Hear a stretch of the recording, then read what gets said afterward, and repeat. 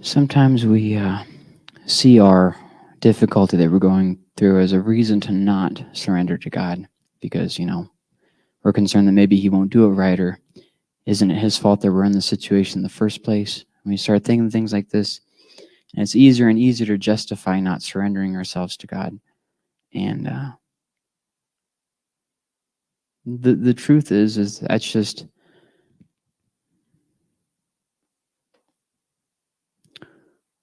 an opportunity for us to move beyond simply believing in God and to believing God. Is He actually as good as He says that He is?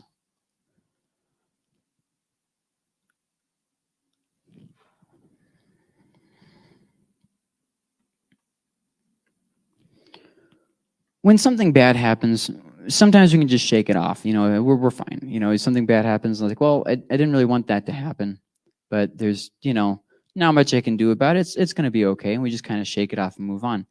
But sometimes we become a little bit overwhelmed. Thing after thing starts hitting, and we just kind of start to lose hope. We lose our ability to cope with the situation, and we just float along looking, and years down the road pass, and we're bitter, and we say, okay, I want to stop being bitter, but how? And it's a lot harder to say, okay, how do I stop being so bitter rather than just saying, stop being bitter? And it's one of those things because it sneaks up on us so fast. And as bad things happen and whatnot, we look to God and we say, God, this is your fault. And we make these little compromises in the way that we think, like, well, maybe God's not as good as He says that He is. Or here's another one that we do. Maybe God just doesn't even care. I mean, I know that He, died for us or whatever. That's 2,000 years ago. I mean, what is He doing in my life now to show me that, you know what I mean? And we kind of get this like dementia, spiritual dementia, not dementia, amnesia, spiritual amnesia. And we kind of start to overlook the things that God has done because we have to go through things that we wish that we didn't have to go through. And so instead of focusing on all those good things that we have to be thankful for, we focus on the bad part, like I had to get a colonoscopy. That was not fun. Well, here's the good news, though. My doctor was a very good doctor. He's been doing this for a very long time, and I was able to really connect with him. I felt very, very confident in his abilities. Could have been worse, right? I could have had some guy who's like, "This is my first colonoscopy without a doctor watching over me." Be like, "Hold on, I'm gonna go ahead and pull my drawers up. I'm gonna reschedule later. It's fine. I'm sure it'll be fine. I'll walk it off. It'll be fine."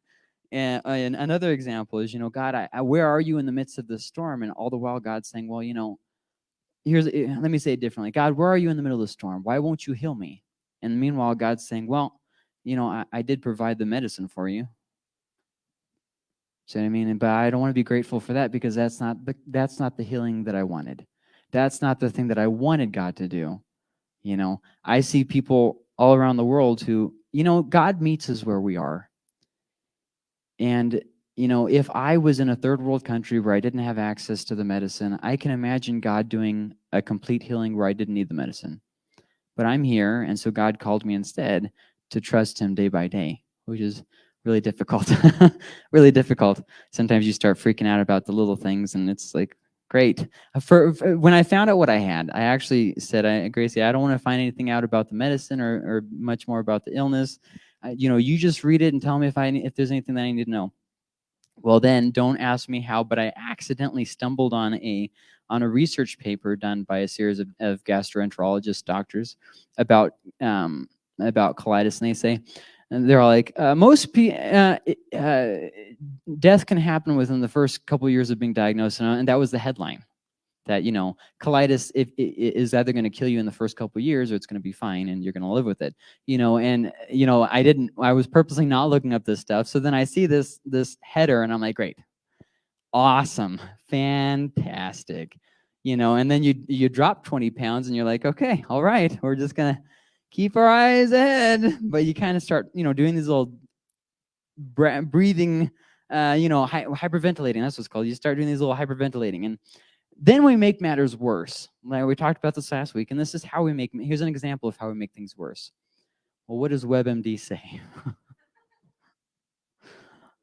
Buddy, and everybody does it. Oh, I've got a pain in my side. I'm starting to think that pains in our side is actually just a natural part of being alive. It's like every once in a while, our body wants to remind us that we're still breathing. So it does something like gives us a chest pain or does a shooting pain on our side or something. And then we got the WebMD up there, and it's like, you definitely either have cancer or your kidney has failed overnight with no other symptoms other than that pain. It's like, fantastic.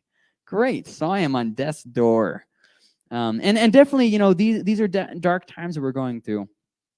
And we oftentimes do go through dark times in our own lives. But the dark times, they're necessary. Dark times are necessary.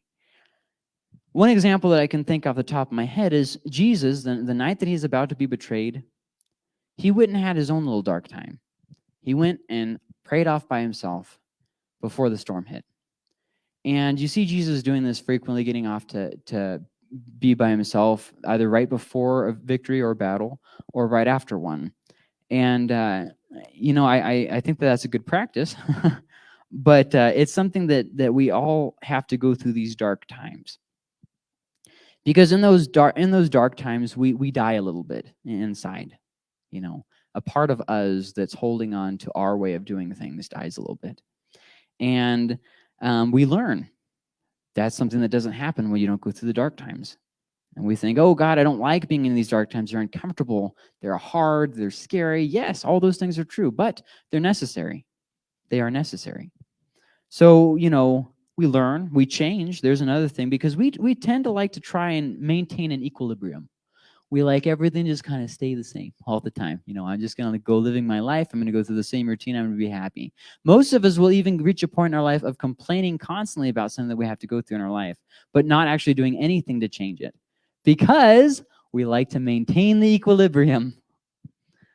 And dark times are something that shake us out of that. We reach out in dark times. We find help in ways that we wouldn't have before. We learn to trust God in those dark times. It's really easy to trust God when nothing bad is happening. Really super easy. But I would say that when we get in those moments, and I said this last week, when we get in those times of really struggling in our faith with God, that's when our faith becomes real. There was a song written by Andre Crouch. If you don't know him, he was a Christian musician. And he wrote these words. He said, "I know that my trials come to make me strong.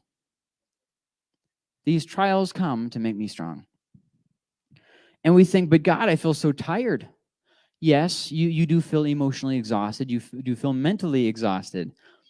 But in that weakness, well, that's when something else happens entirely. And we'll get right back to that, so hold your horses. In a song written by Laura Story, I believe it's called Blessings, she says, "What if my greatest disappointments are a revealing of a greater thirst that this world can't satisfy?" And I think that would be another way of saying what C.S. Lewis said that I quoted 2 weeks ago.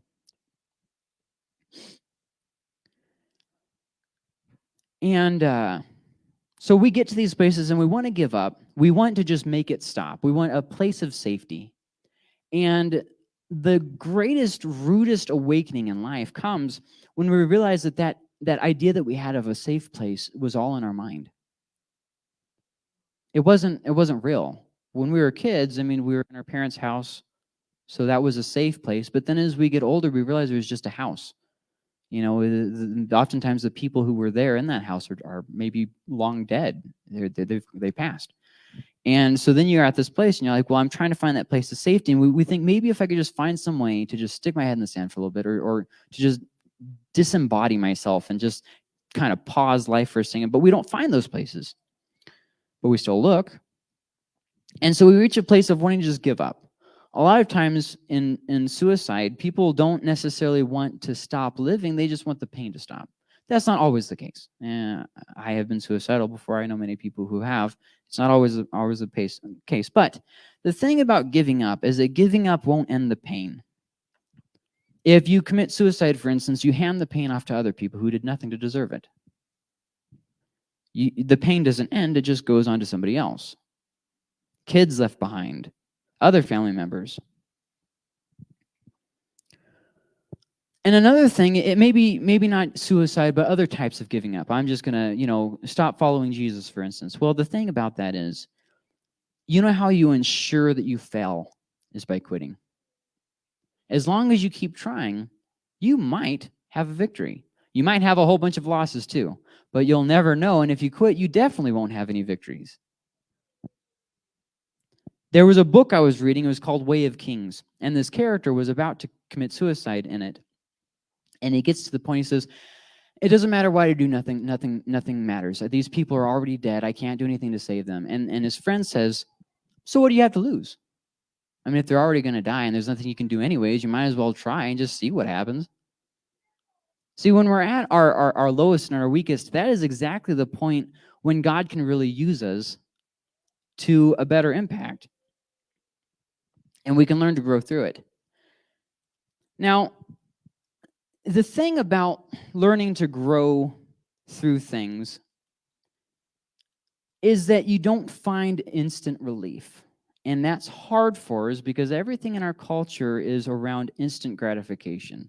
We don't really have to, do much planning. We can just buy our groceries from the store. We don't really have to do much meal prep because we can just go to McDonald's. I mean, there's always something where we just have more instant. Our culture is a lot different than other places in the world, where they still do live like that, very much so. I mean, even medical care, right? I mean, you can pretty much wait till death's door and then go to the ER, and they can oftentimes bring you back. Well, in a third world country, that's not the case. So growing through stuff, it's not natural in our society and us, and it also won't bring instant relief. It's not something where we can just feel bad and then, I'm going to pray one time and everything's going to get better. I hear people talk about this all the time. Well, I tried the whole praying thing. What do you mean you tried it? Like, it's not like a one and done kind of deal. Praying and meditation and reading the Bible, these are things that we do in a process. It's like this. You don't have to go to church to be Christian. Okay, you don't. But stay away from your house for long enough, and your relationship with your spouse is going to be affected, right? It's the same kind of idea. That you can live off by yourself. That's totally true. And then eventually your faith will falter and you won't have any strength and you won't be as God intended for you to be, one body. So you'll have ostracized yourself. It's like a finger cutting itself off and saying, I'm fine. Well, yeah, you are technically still part of the body, but you're not doing so great. You're kind of decaying. Same kind of idea when we don't go to church. And it's the same kind of idea when we stay away from our spouse. And it's the same kind of idea when we try to separate ourselves from God. So growing through these things, it won't bring instant relief, but it will yield a greater and lasting result the more we seek after God, the more we have that communion with him and build that relationship.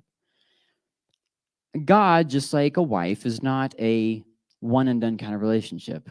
You don't go and say, okay, well, I prayed and I did my due diligence. I mean, it's the thing about connecting and seeking. We do not want you to be uninformed about the troubles we experienced. We were under a great pressure far beyond our ability to endure, so that we despaired of life itself. Indeed, we felt we had received the sentence of death.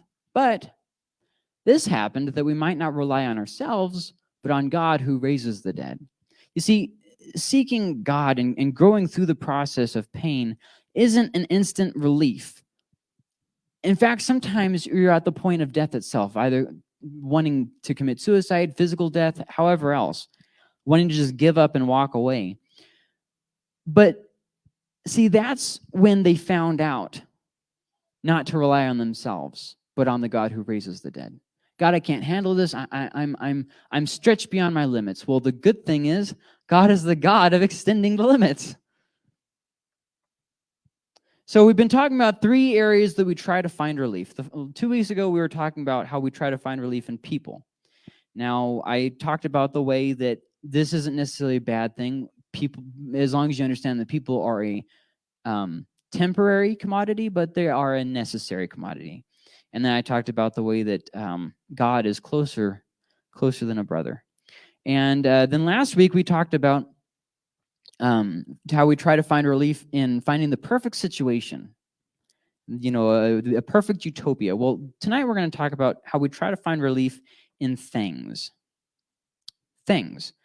We look, it doesn't matter who we are, we all look to things to satisfy us at some level.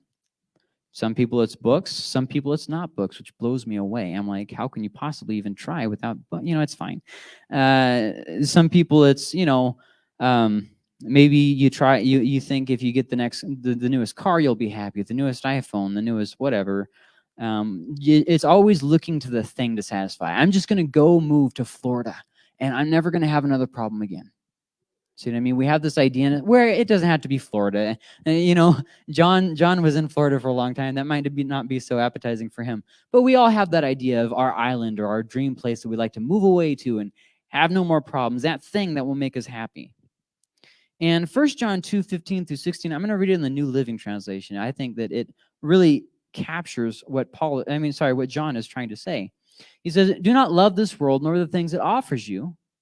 For when you love the world, you do not have the love of the Father in you." Okay, that's pretty simple. You can either love the temporary or you can love the eternal. Okay, all right. Okay, I'm understanding this. For the world offers only a craving for physical pleasure, a craving for everything we see, and pride in our achievements and possessions. These are not from the Father, but are from this world. So let's kind of break that down. Okay, let's think about this for a second. Sometimes we read the Bible and we just don't really give thought to what we're reading. So let's look at this. For the world offers only a craving for physical pleasure. That's not just talking about sex. That's talking about everything physical that we try and find happiness in. Pleasure of any kind. Sometimes people eat too much because they just love eating. That's a good example of physical pleasure. Some people love watching TV all day. For them, it's a pleasure. For me, it's kind of an agony. My eyes start to hurt, and I'm like, this show is super boring, so on and so forth. But we all have our own sugar, I guess. A craving for everything we see. When you see it, oh, I got to have it. Have you noticed that a lot of the reasons why we get ourselves into debt is because we look at something, we have to have it? Oh, I got to have that. Why? You've been perfectly fine without it. Is it going to kill you to wait 3 days to buy it, for instance? Oh, I got to have it now. Why do you have to have it right now? A craving for everything we see. I think that's a pretty, just really easy to understand there. Ever seen a car and think, man, if I had that car? Ever seen a house and think, man, I wish I had that house? And pride in our achievements. Look at what I've done. I've left a legacy. And pride in our possessions.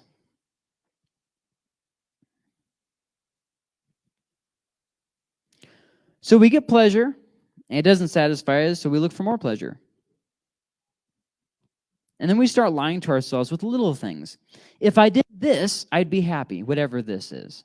Moving away, staying here, getting a different job, staying at the job, whatever it is for you. It would offer me relief. If I did that, it would offer me relief from just the sorrow that I have to deal with in life. If I stay inside and close myself from the world, then I'll be happy. I won't have to deal with people and their problems. That thing will make me happy. Look at me and my stuff. I finally have enough. I said no one ever says that they've had enough. Why don't I have that? I wish they had my struggle instead of the struggle that I have. Why did this happen to me? God owes me better than this. I did all the things right. God owes me better than this. Well, I would be happier if I wasn't dealing with this. See, all those things hinge on imaginary worlds. If this didn't happen, if I didn't have that, or if I did have that, if, these people weren't in my life, it all hinges on imagination, not on reality. So if that's the case, then there's always going to be something else. Imagine this, okay? Adam and Eve had everything that they needed in the garden. Everything. There wasn't like another woman for Adam to lust after. There wasn't like stores full of stuff, right? There was nothing. And they walked with God, like, they had their like evening stroll with God every day. That sounds like a pretty good thing, right? I mean, everything's fine, right? Did they still find something to be unsatisfied with? Yes. Yes, they did. You see, we think, oh, if I had this, but it doesn't matter where you start on that spectrum. Wherever you are, whether you have everything or nothing, you're always going to find yourself wanting something else. There are people who think they would be happier if so-and-so happened. And then there are those people who have that thing but still aren't happy. For instance, some people think if I had money, I'd be happy. Some people have money and they say, well, I'm still not happy.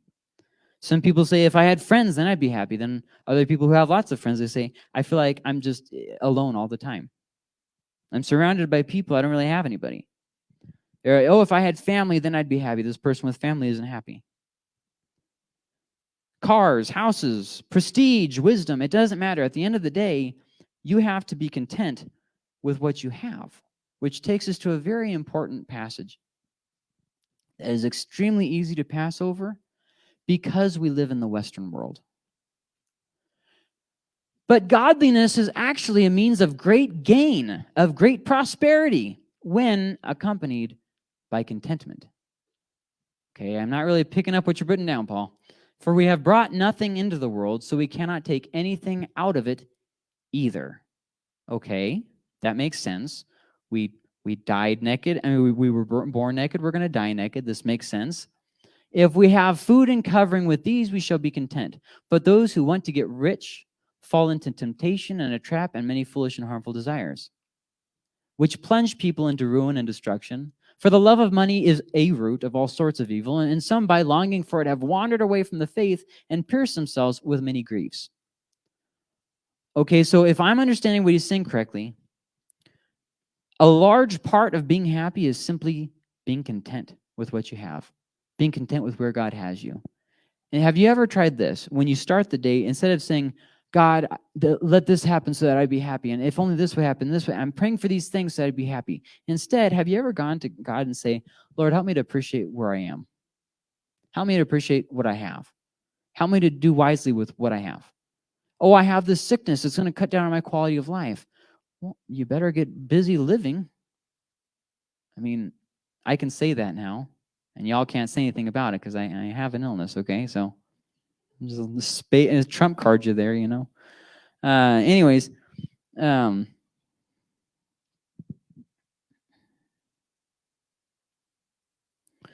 so what we think is I will be happy once I have blank. What God says is instead, be content with what you have. That means no matter where you are on this journey, perfect health or poor health, having enough or not having enough, be content with where you are. It could always be worse. That's something I've learned definitely the hard way.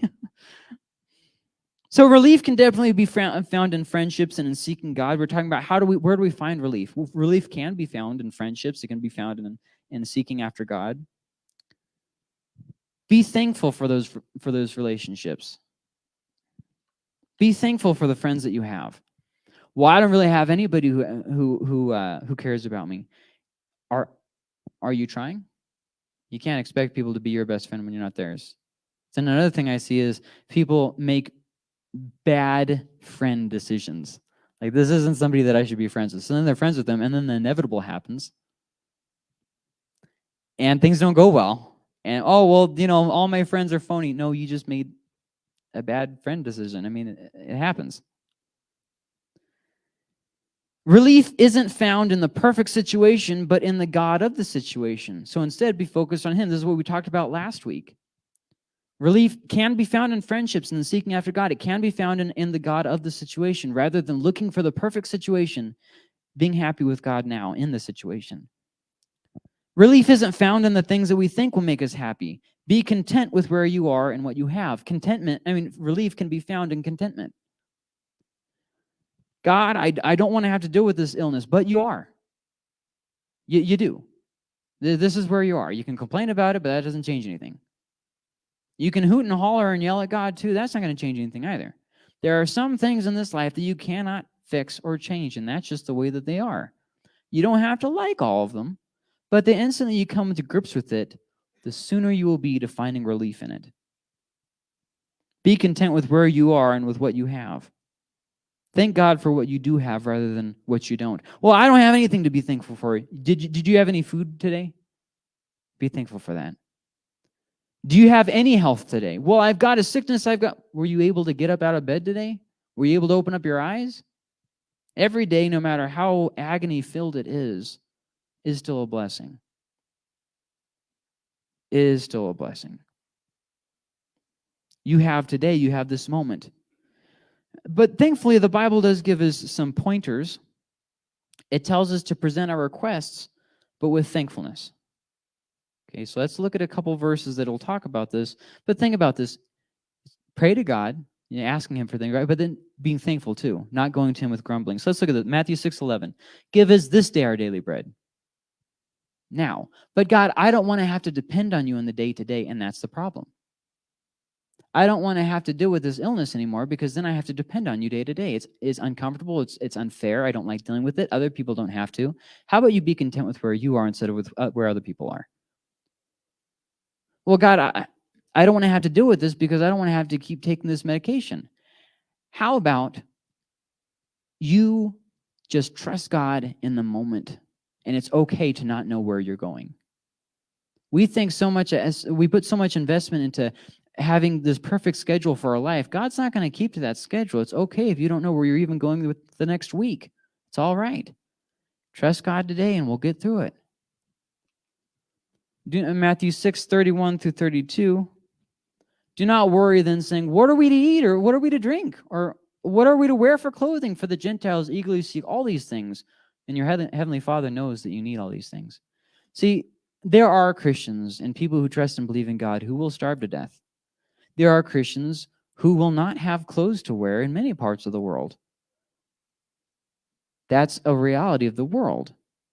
However, God knows what we need. And even when we go through times of lack and of not having, God is still with us through the process. Did you know that Christians have died as martyrs, for instance, by being starved to death?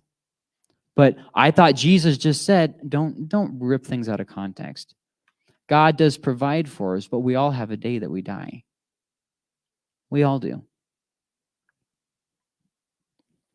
Philippians 4:6-7 says, do not be anxious about anything. Well, that's funny, God, because I'm a little bit anxious about everything.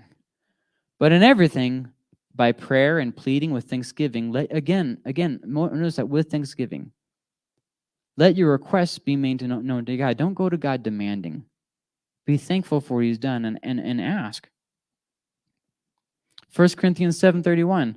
I'm sorry, I didn't finish this. I thought I had. And the peace of God, which surpasses all comprehension, will guard your hearts and minds in Christ Jesus. Now we get to 1 Corinthians. Those who use the things of the world as if not engrossed in them. For this world in its present form is passing away. It's already fading. Think about that. Those who use the things of the world as if not engrossed in them. It's okay to use money, not to serve money. See what I mean? 1 John 2:17. The world and its desires pass away, but whoever does the will of God lives forever. See, how you feel now is going to pass. The sickness that you endure in your body will pass. Poorness will pass. All these things will pass. But whoever does the will of God, that lives forever. Now let's go to James, and then we'll move on here. You do not even know what will happen tomorrow. What is your life? You are a mist that appears for a little while and then vanishes. As you stumble through life, keep your focus on the eternal. You learn to trust God as you deal with your struggles. And we think, but God, I don't want to have to deal with the struggles. We've been over this. You have to. Be content with where you are instead. So as you stumble through that, don't keep your eyes on the physical. If I do this, I'll be happy. If I get this, I'll be happy. If this problem goes away, I'll be happy. Don't keep your eyes on the physical. Keep your eyes on the eternal. Yes, I am in pain, but one day I won't be in pain. Yes, this is a difficult burden to bear. It's very difficult to handle this, but I know that God does care because he died on the cross for me. To believe that God doesn't care just because I'm in pain is irrational. That doesn't make sense. I don't know why the things happen that happen. I don't know. Maybe I'll find out. Maybe I won't. As you stumble through life, keep your eyes and your focus on the eternal things, not on the temporary. But God, I had hopes that this is what I was going to do with my life. Well, your physical health prevents you from that now. What are you going to do about it?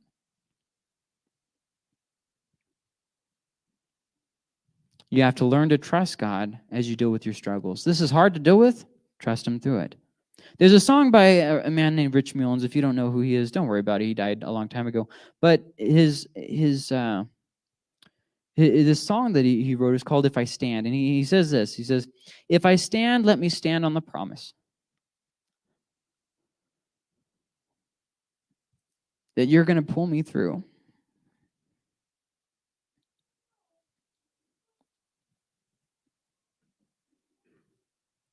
And if I can't stand, let me fall on the grace that first brought me to you.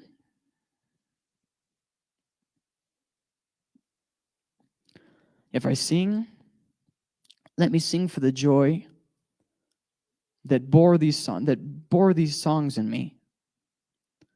And if I weep,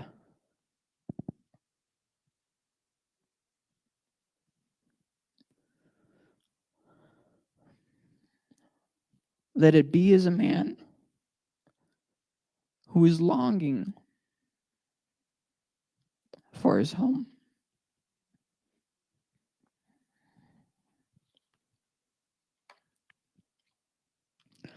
We're all looking for a little bit of relief in life, but we'll never find it if we look for it in the wrong places. Drugs, that's a very temporary relief. And then it comes back all the worse. And it has all these side effects. Alcohol is the same way. Sex, another thing that we go to try to find a little bit of relief. You see, things are good, but they can't satisfy. Every situation that you go in has a good side and a bad side. And relationships are helpful, but temporary. Those are the three categories that we looked at. Things, situations, and relationships. Things are good, but they can't satisfy us. We can use them, but they can't satisfy us. Situations.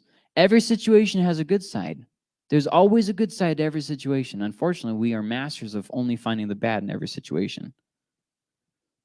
If we worked half as hard finding the good in a situation, I think we'd be a lot less depressed. And then we talked about relationships 2 weeks ago. Finding relief in relationships. Relationships are helpful. Friendships help, but they are temporary. And those are the three things we've looked at.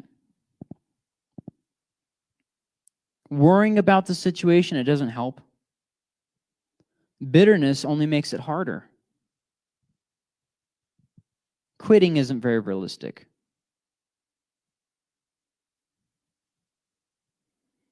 See, the problem is that we still want to love the world because we remember as kids a place of adventure and magic.